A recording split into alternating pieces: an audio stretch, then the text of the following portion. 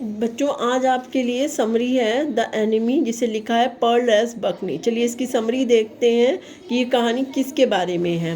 The enemy is a very interesting story written by Pearl S Buck. Pearl S Buck द्वारा लिखी गई ये बहुत ही इंटरेस्टिंग कहानी है।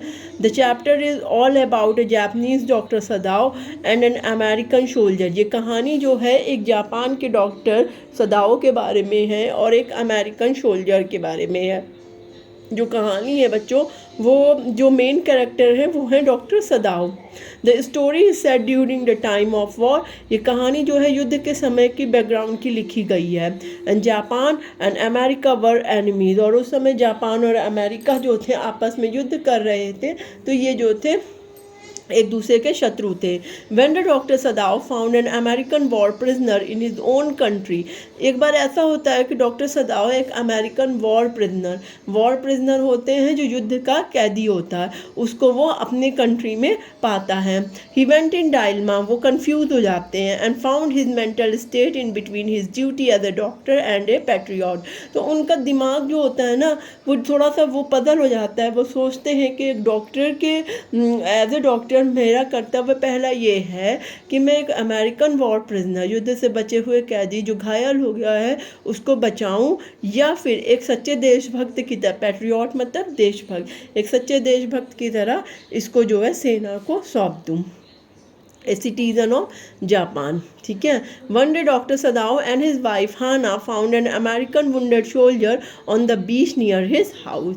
डॉक्टर सदाओ और उनकी वाइफ का नाम जो है हाना रहता है, और उनका घर एक बीच के किनारे रहता है, जहाँ पे एक अमेरिकन वॉर प्रिजनर, अमेरिका में अमेरिका का युद्ध से बचा हुआ कैदी, घायल कैदी जो है, जिसको गोली लगी हुई है और वो चट्टान से टकरा गया है, वो डॉक्टर सदाओ के घर के पास जो है बीच पर आता है। There was a time of war, युद्ध का समय है बिटवीन अमेरिका एंड जापान के बीच में। So it could be very dangerous for doctor Sadao to help a prisoner of war. इसलिए डॉक्टर सदाओ के लिए बड़ा खतरनाक रहता है कि युद्ध के कैदी को वो अपने घर में जगह दे और जो है उसे बचाएं, क्योंकि अमेरिका उनका जो है शत्रु रहता है और वो एक अमेरिकन सोल्जर को अपने घर में रखते हैं। When doctor Sadao was 22 he sent to America to learn of surgery and medicine.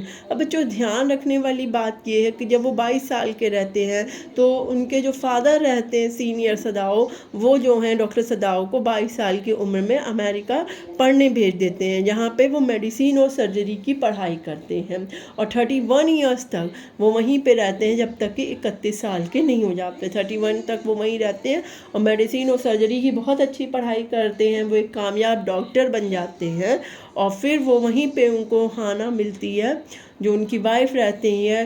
She is also Japanese. तो डॉक्टर सदाओ के जो फादर रहते हैं, दोनों की शादी करा देते हैं। ठीक है। चलिए ये थोड़ा सा उनके बारे में हो गया। He come back to his country at the age of 30। और डॉक्टर सदाओ की उम्र जब 30 साल की होती है तब वो अपने देश वापस आ जाते हैं। The old general of Japan need an operation at any time for his possibility Sadao was being kept in Japan. अब यहाँ जो अब प्रेजेंट टाइम की बात होने लगे कि जो ओल्ड जनरल रहता है, जो सेना का जनरल रहता है, वो बूढ़ा हो चुका रहता है जापान का, और उसे ऑपरेशन की सर्जरी की ज़रूरत किसी भी समय पड़ सकती है। इसलिए डॉक्टर सदाओ को जापान में ही रख लिया जाता है, उन्हें ट्रूप्स के साथ जो है सेना के साथ युद्ध में नहीं भेजा जाता। It was very difficult for doctor Sadao to throw him back in to the water. Doctor Sadao thought if we sheltered a white man in our house we should be arrested, and if we turned him over as a prisoner he would certainly die। अब यहाँ time क्या आता है कि doctor Sadao के लिए बड़ा difficult हो जाता है। डॉक्टर सदाओ और हाना डिसाइड करते हैं इसे पानी में दोबारा से फेंक दिया जाए, लेकिन डॉक्टर सदाओ जो हैं ये सोचते हैं कि अगर हमने इस वाइट मैन मतलब इस अमेरिकन प्रिजनर को हमने अपने घर में जगह दे दी, तो हो सकता है कि हम भी अरेस्ट हो जाएं, हमारी जो है जो डॉक्टर का वो प्रोफेशन है वो भी चला जाए, बच्चे भी वो हो जाए, क्योंकि इनके 2 छोटे बेबी हैं और जिनके लिए वो रहती है, केयर टेकर रहती है। तो ये सब चीज़ें सोचते हैं और हाना इन्हें सजेस्ट करती है कि इसे पानी में फेंक दो, लेकिन डॉक्टर सदाओ ये सब सोचते हैं और फिर सोचते हैं कि वो अरेस्ट हो जाएंगे अगर इसे रखेंगे, और अगर और अगर हम जो है एज ए प्रिजनर इसे बाहर भी फेंक दें तो ये जो है मर जाएगा। तो ये जो है बड़े परेशान से हो जाते हैं, उन्हें समझ नहीं आता उन्हें क्या करें। But as a doctor he prefer to save his life first. लेकिन वो दोनों डिसाइड करते हैं, डॉक्टर हैं तो वो उनकी लाइफ को, मतलब उस अमेरिकन प्रिजनर की लाइफ को पहले सेव करेंगे, उनसे बचाएंगे।